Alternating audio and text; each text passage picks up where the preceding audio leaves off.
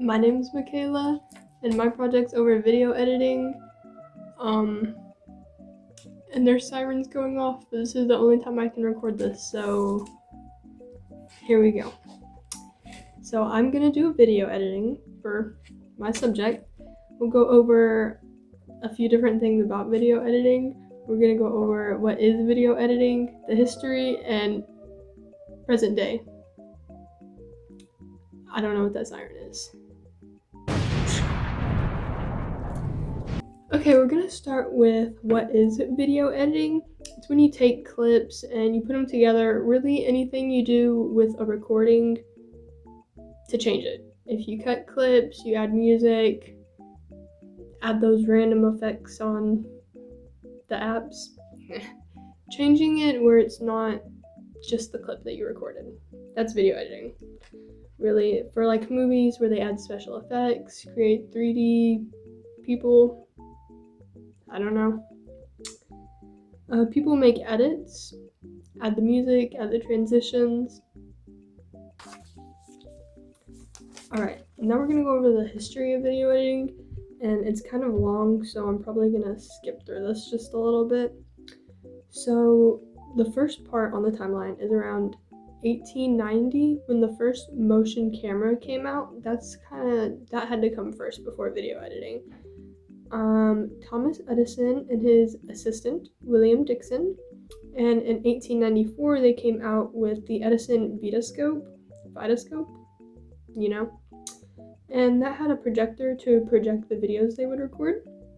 Around the 19,000s, they made cuts, which was physical video editing, which was how they would record it all, and then they'd cut the physical paper, like the film they used, and they would tape it back together, so they had to be really careful with it, and if they made a mistake, they kind of had to like refilm all of it over again, because, you know, you can't just hit the back button, because they were physically doing it.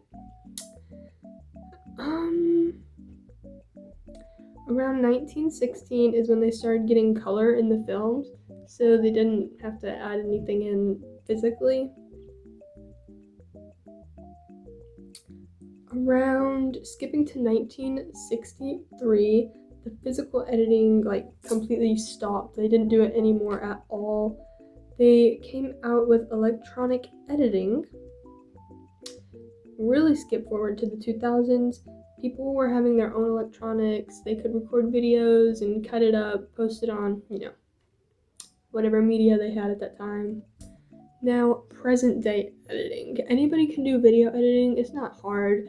Of course, it's hard to learn the really good video editing. You know how they have in the movies the transitions, which isn't the hardest part. Like the CGI and stuff, adding that into the video, it looks cool. Probably hard. You can do it on social media, adding text to the TikTok moments, adding filters, stickers, like the polls on TikTok. A lot of people do edits. Video editing can be used for a lot of different things nowadays. People use it to inform others, like when people talk about not using AI nowadays, which AI is a big tool, but a lot of people don't use it for good. I guess propaganda. A lot of people said edits can be used for propaganda a couple years ago. You can use it to inform, and educate. You can just use it to make edits. So, And it can be hard for people to learn video editing just because they're don't feel like it, I guess. A lot of people say it's hard, but it's not too bad. Of course, advanced video editing would be hard, but basic, you just gotta practice with it.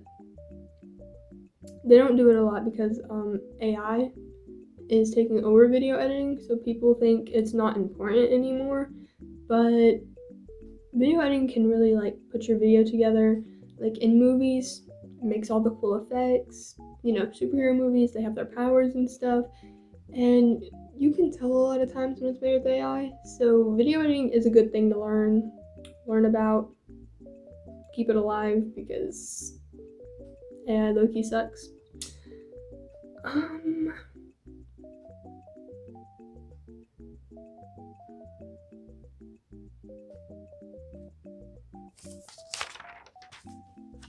That's what my paper says.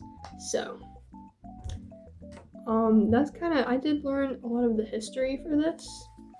That's something I learned a lot.